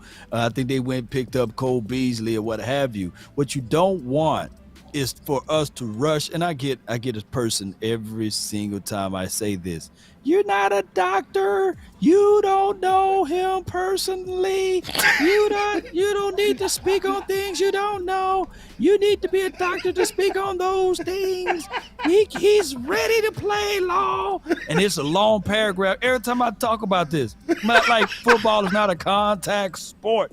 I mean, the dude had his knee and his ACL ripped apart and is surgically repaired, and you want him to be out there in a situation. Is not like Michael Gallup is not an injury-prone type of guy, by the way. When the last time he played? When the last time he played a full season? You know, without an injury or this and that nagging. Bro. So I want people to slowly be patient with Gallup, and then you can get him out there. And Jerry, settle down. Damn act together. Shush, Jerry.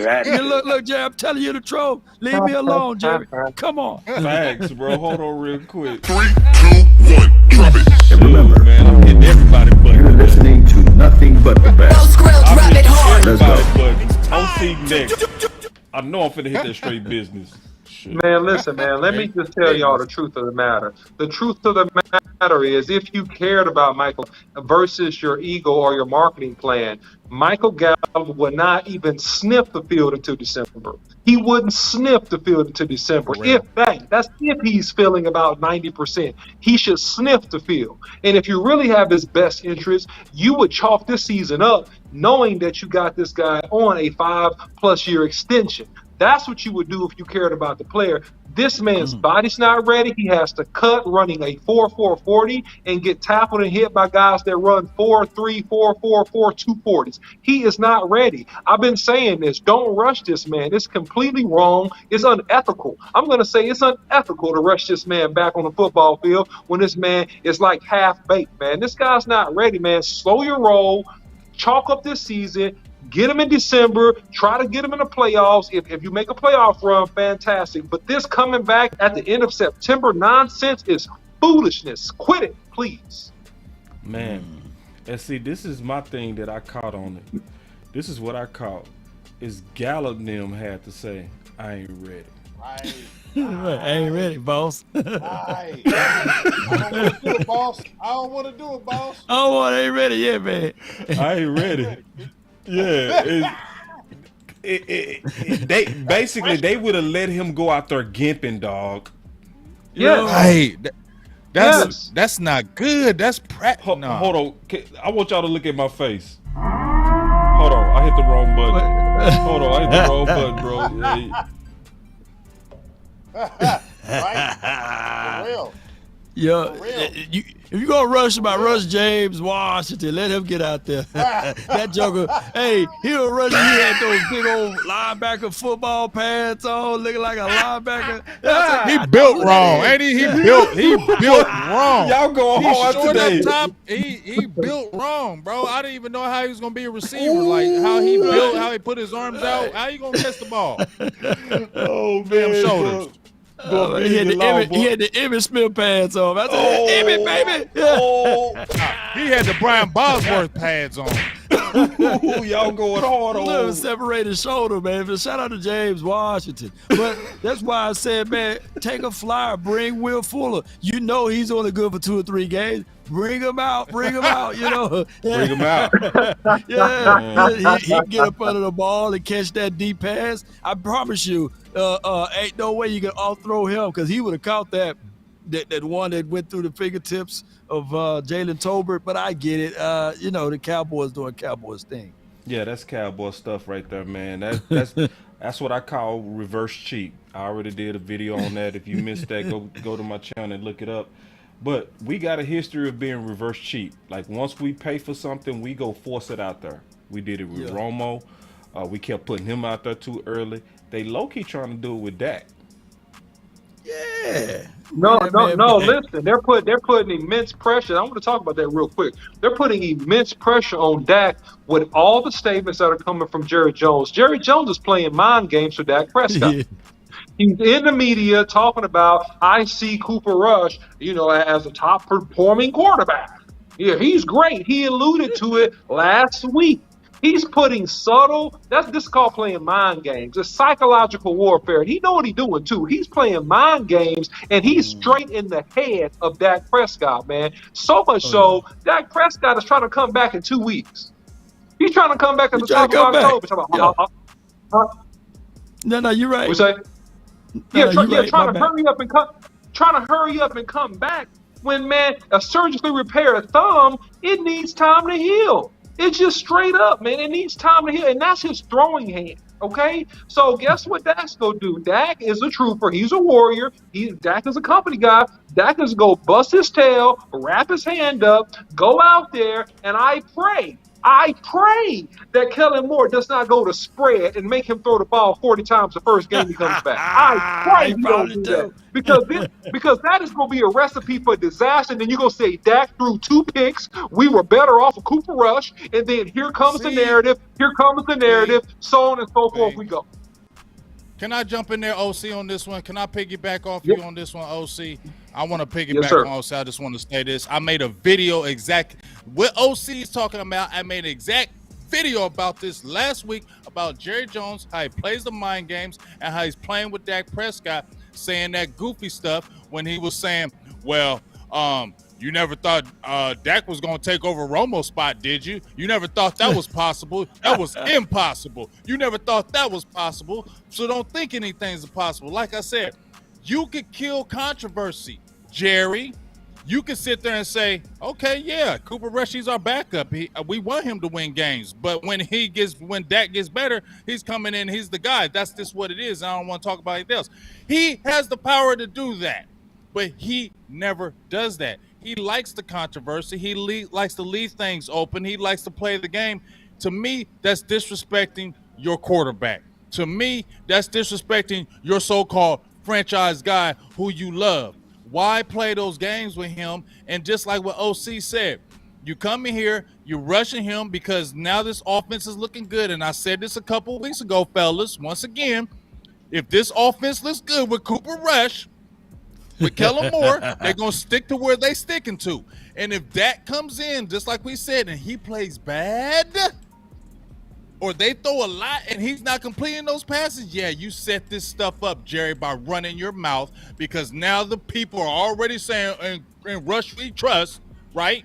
So they're going to be screaming for him. See, you should have never took Rush out the lineup. You should have never took him out the lineup. You should have kept him in there because he's more capable. He throws a better, more decisive ball than Dak. That's what's going to happen because he doesn't want to let the fire. He won't put out the fire. He's letting the coal stay hot. And then when something happens stupid, that's when the controversies come. And who was to blame for it? Jerry. We're gonna have a and good here, business, but settle down just a little bit. I don't have the patience to jack with you today.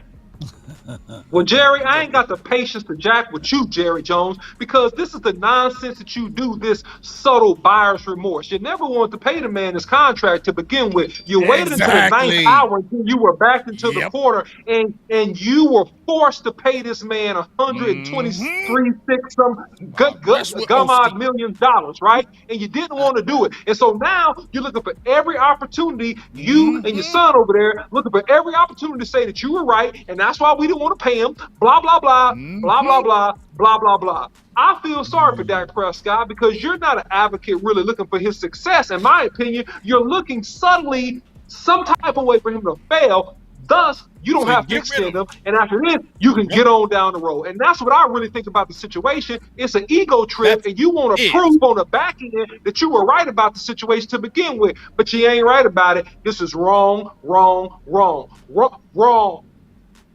I told you, boss. Now I want you to answer on this, boss. Okay, hold on, wait, hold on. You put me on the spot, big dog? No, I'm not. No, this ain't a fight. But remember what I told you a year ago, boss. Okay. That Stephen Jones and Jerry Jones didn't want to pay, and this is before OC really came with us. You've been saying I that. said they did not want to pay him. They did not want him as their guy. They kept on saying it. Is this our guy? Jerry was saying, is this our guy? They waited to the last minute, and they did not want to pay him. It's just like OC is saying. Now they're opening that little door, and if you listen to what he said, people, and well, this is what pissed me off. OC, I just appreciate you. It pissed me off because I made a video about this because people want to play Jerry like, oh, he just old and delusional. Don't listen to him. Yes, you better listen to him because that's what he plays on. Y'all think he old and delusional? No. And he says real slick things for you not to catch it. But like I said, he kept on talking about,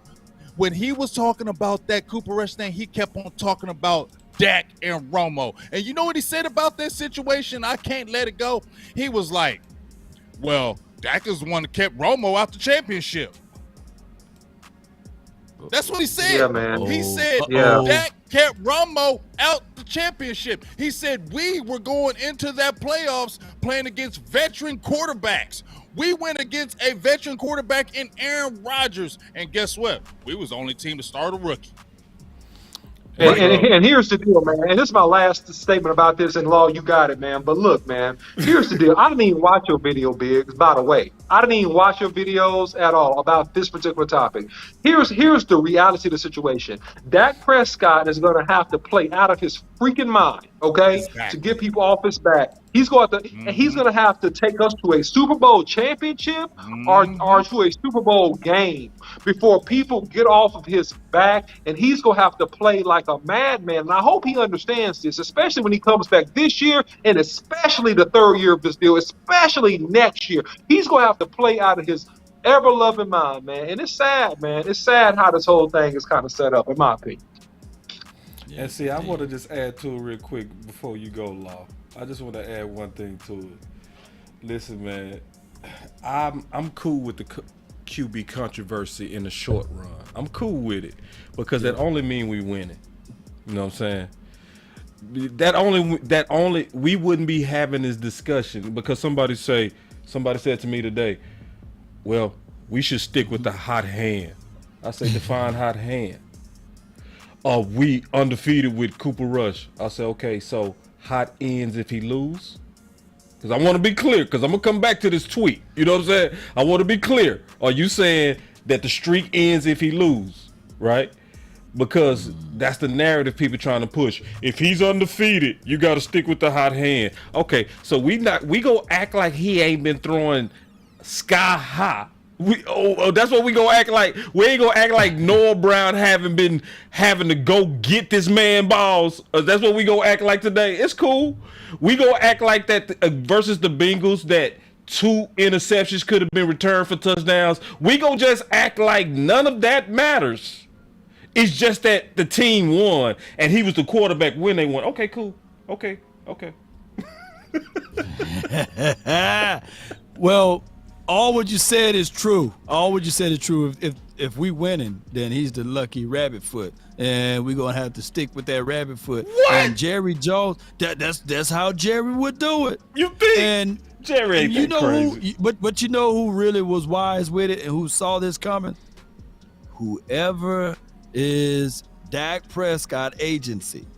By them putting the no trades clause on the contract, hey, and by them saying, hey, there's no ability to franchise tag me, that was a level of I don't trust you all the way. Exactly. When you trust, if anybody got kids or little ones, and you can close their eyes and tell them to spin around and fall back, I catch it. They would do it 100% of the times. But the moment they feel like they don't trust you, you can say spin around, fall back, I'll catch it. They're gonna look at you before you can say spin around. And see, for the first few years of Dak Prescott, he was spinning around. I'm spinning for the Jones organization. I see everybody getting paid. Carson Wentz getting paid. And Jared Goff, whatever his name, getting paid. I done seen Carr brothers get paid. Stafford and beyond. Even Jimmy Garoppolo. And my stats from what I was doing, Deacon and Duncan, is better. But the Jones family said, hey, those stats are okay, but you ain't such and such. And Dak Prescott in his camp, and in a close source close to us. You know what I'm talking about, Boss Cowboy, who we was talking about in training camp. I ain't gonna say his name because it's really close to the closest. You know, it was like, hey, those dudes betted against him. Literally close-fisted him. And he had to change his philosophy. Go back and watch not 2018, but also 2019 of what Dak Prescott had to do in order to be entered into the arena of being one of the quarterbacks that can literally throw the ball. But that was out of character of Dak Prescott, by the way, because what we wanted is what we're seeing out of Cooper Rush right now. Just be managing of the game. Look, we want to dink and dunk. We want to take the deep passes when it's one-on-one coverage to the outside, and there was no quarters coverage on Dak Prescott because everybody, mama, uncle, cousin, Tupac, and Biggie climbing out of the grave was trying to stop Ezekiel, Elijah, Elliott. They wanted to stop the run and force Dak Prescott to throw on the outside one-on-ones. But Dak elevated his game and started killing. And then all of a sudden they said, you know what, we got to stop this brother, and that's what happened. But Dak Prescott can't realize and recognize that the Jones family is not to be trusted. So therefore, no trade clause and no franchise tag for my client. This reminds me of a good old movie, Vice Versa. Remember this movie, Vice Versa, with Eddie Murphy, when a rich guy's betted against Eddie Murphy that he couldn't make it, and we were going to make something out of him and ruin the other guy. That's what it is. It's like trading places. What he said, vice versa. I said, what the hell? Man, what he said? You don't disrespect trading places like that. My bad. But y'all get the point. You right. We get it, but we gotta let you for that too, dog. That's trading places. That's a classic. That's Eddie Murphy. Never do that again. Don't you ever in your life do that. Trading places. My bad, man. Look, man, here's the deal, man. This is what really gives me exception to this. I'm looking at Dak's body language on the sideline, and he looks uncomfortable, man. And I don't want to read too much into it. I'm looking at him on the sideline when Cooper Rush is making plays, when they making drives, like he cheers, but they flash the camera to him, and like he looks uncomfortable, man. It's like, man, this man know what time it is. He got stuff on his mind, man. Yeah, he competitive. Yes, indeed. It ain't just a competitor, though, boss. This ain't just no competitive thing. This not. That's like going back and forth. There's no emotions, no friends, no loyalty. I ain't mean to cut y'all big. Straight my bad. Business. Put hashtag straight business in the chat. I already hit that button, big dog. My fault. Go ahead, Big. You was going hard.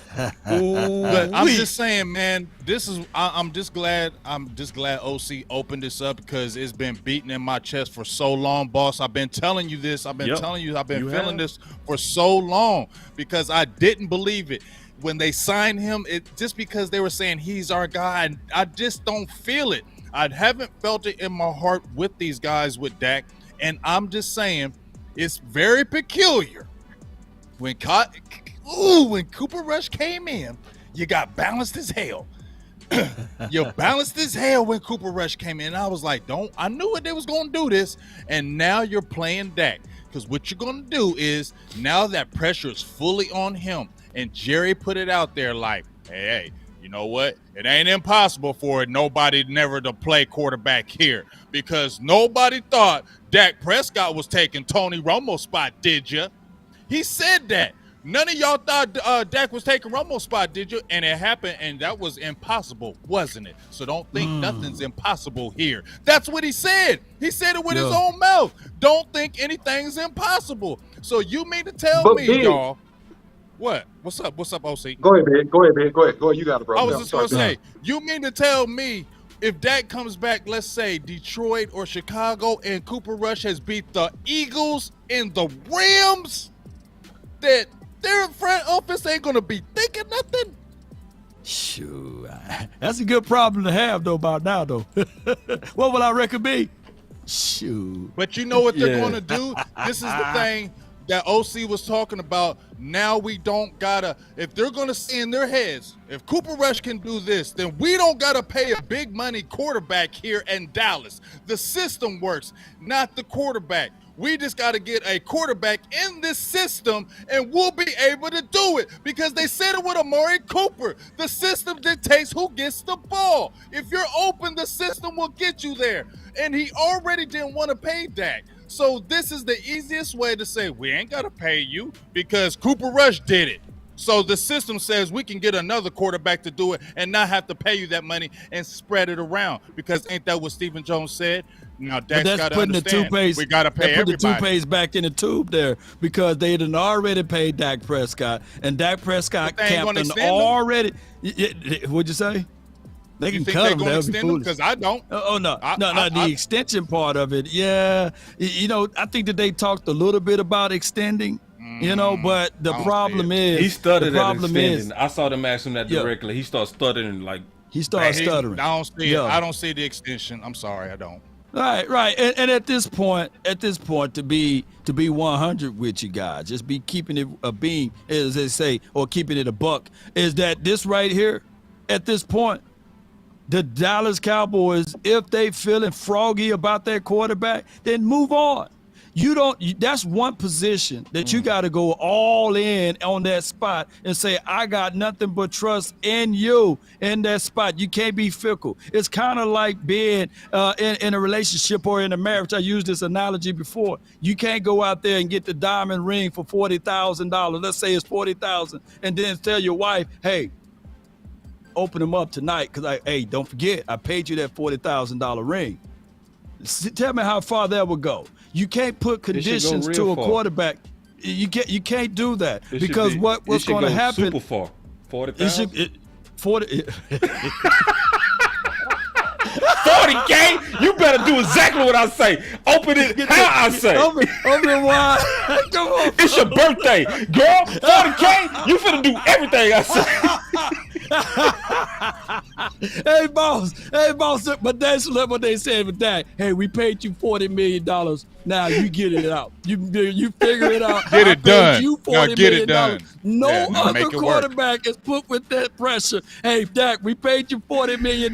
You now make it work. I don't care if you don't have Amari Cooper. I don't care if Ezekiel got a PCL tear. Brother, you better figure it out. We gave you $40 million, and that's the only quarterback that's put under that pressure, though. But this is the management piece of contradiction in this whole thing. Because now we're running a quote-unquote balanced offense, but as soon as Dak Prescott gets in there, he's going to go to spread and empty and throw the ball 38 to 40 times. Yep. And man, OC, the matter of fact, Mike, you was gone. Mike McCarthy say we ain't doing that. Man, that's why I said don't believe it, don't trust it. Yeah, I'm with you, Big. I'm Big. with I'm trying to. I'm with you, OC. Big. All I'm trying to do. Big. I don't trust it because when Dak Prescott gets back, all that got to happen is Jared make a call down there, Stephen make a call. You know we got Dak back. Well, why don't we open up the offense some more? Take some more shots down the field. That's all that is. See that, and that's why I don't like Kellen Moore. That's the exact reason, because Trojan horse. The OC called it last year, man. That's why you need to watch this. Trojan I've horse. been telling y'all. The OC was the what first time it person is. to call him a Trojan horse. I've been stealing it from you since and acting like I said it first. Man, listen, I'm gonna tell y'all something. And listen, also here's the deal. Stephen Jones has also gave a lot of breadcrumbs, Boss Cowboy, Law, and Big, about not being happy about signing this contract, because he would even say in interviews, well, we had to pay the quarterback. Well, you know, we're trying to spread the money around and make certain things happen after we paid the quarterback.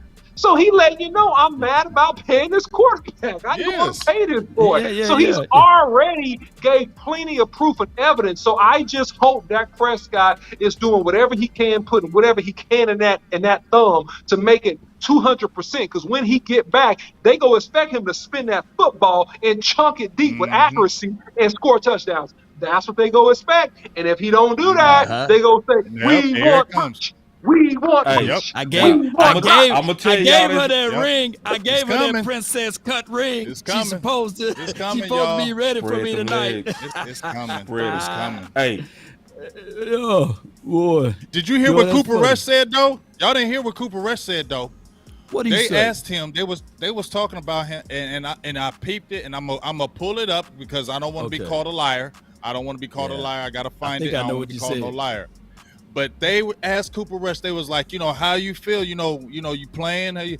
He's like, hey, I'm gonna be doing this as long as I'm called to do it. Like, basically, he was like, he didn't say, well, I'm gonna be doing this until Dak gets back, because once Dak gets back, he's doing his thing. He was basically saying, I'm gonna keep rolling with it until, you know, they tell me not to. So instead of you being your backup, I feel you, but as your backup, I think you should be like, hey, I'm rolling with this, I'm gonna knock it out. But you know, once our guy comes back, you know it's his. Because I've seen backup and I've heard backup quarterbacks say that Dak in used NFL. to say it with Romo up until by game 6.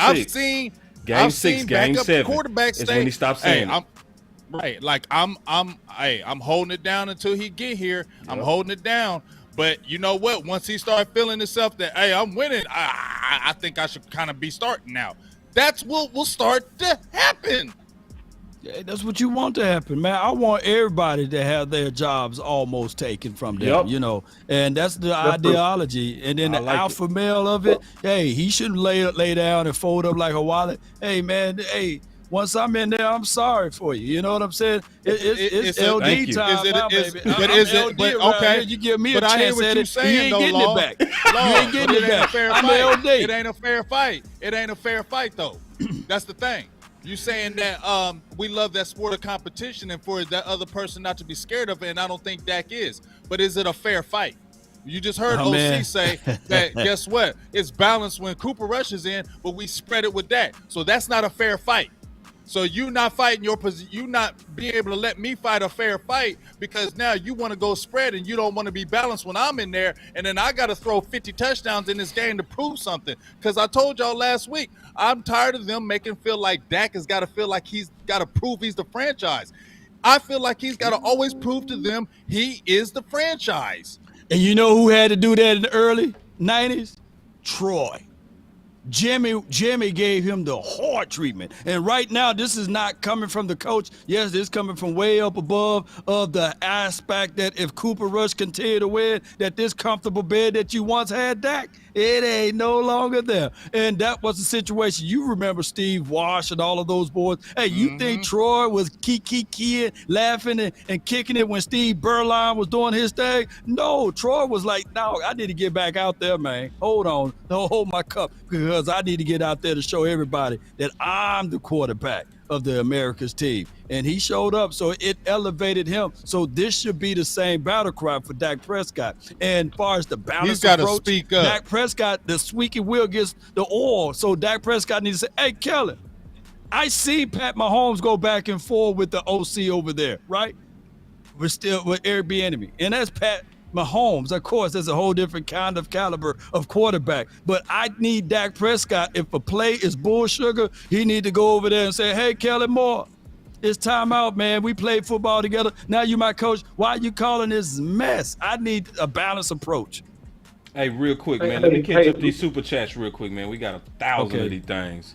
And before you do that, Boss Cowboy, real quick, man. Hey, man, I want to tell people that's watching Boss Cowboy Sports, man, get the likes up, guys, man. Yeah. We rocking with over 250, man. We got to get these likes up, guys. Hit the like button, please. All right, check this out. The biggest difference is y'all was calling Dak to run to supplement the offense. No one is asking Cooper Rush to run the ball. So now your OC has to run. Yeah, he does. So if you think about this, this also applies to Zeke. I agree. I actually think Zeke is next. I think Zeke is this year's Amari Cooper. Yep. I think they trying to phase him out of the offense. Just keeping it real. Yep. He say, damn, they gonna ask for it. He say Dak gonna ask for a trade soon. I don't think we there yet, big dog. I think we far from that. I think that's a little bit too optimistic. He said, Jerry said a few weeks ago on 105.3 The Fan, he wants people to always talk about the Cowboys. What did this controversy do? Keep Big D in their mouths. Yeah, no doubt. And that is how he moved. Then Keystone said, wide receiver by committee continues. Facts. And then Common Sense said, the passion from the final word is Hall of Fame. Yeah, boys been going off of there. I love the final. I promise you, I'll be loving Tuesday. Tuesday my favorite day, though. It really is. Coach Moss say, thank you, Lord. We see the light. I've been saying this for years everywhere I go. And whoever I talk to, he talking about running the ball. And yes, you have, Coach Marv. You've been the leader of that campaign with West Coast. Yes, you have. I got to give you credit. And then this is the last one. He said, I know this is a tough one, but do we take off Donovan Wilson off the field and Kurtz comes back? We already talked about that. Yeah, I'm caught up. Law, you had some? Yeah. All right, I got the YouTube critic. He donated over here. He says, I'm so glad that Dak finally has pressure on his head. He always been made a comfy since he's been here. Great offensive line, good running back, good wide receivers. All right, so anybody got any pushback on that? I could, but I'm not. I got a whole lot, but I'm not because you super chatted it. You know, you super chat. You paid. If it wasn't a super chat, you would have got. You right. Chat, we're gonna be quiet. But you right. Super chatted, you would have got the heat. He.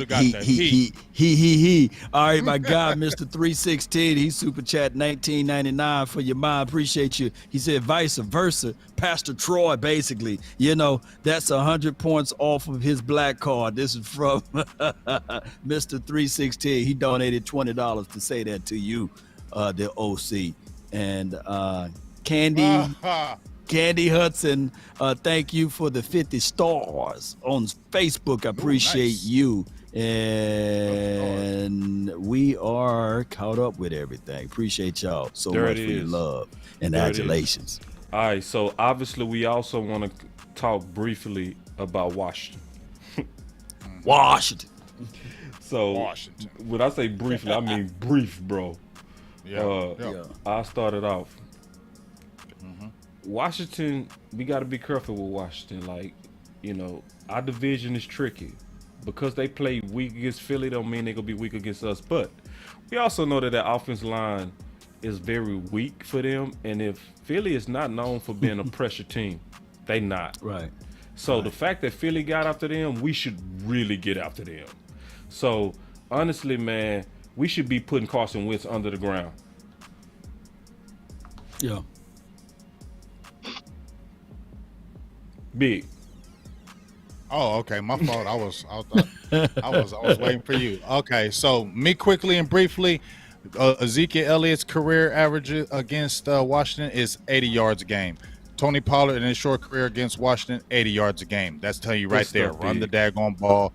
Keep on running that ball. Carson Wentz, he got sacked 9 times. What did they do? They got at him very early. Get at him early. First, second downs. And once again, let's make them one-dimensional, because I said the best way for them to beat Philly was them to run the ball and Gibson get over 100 yards. Remember when we struggled against the Washington football team of the Commanders a couple years ago? Gibson went off for us. He had 200-yard games.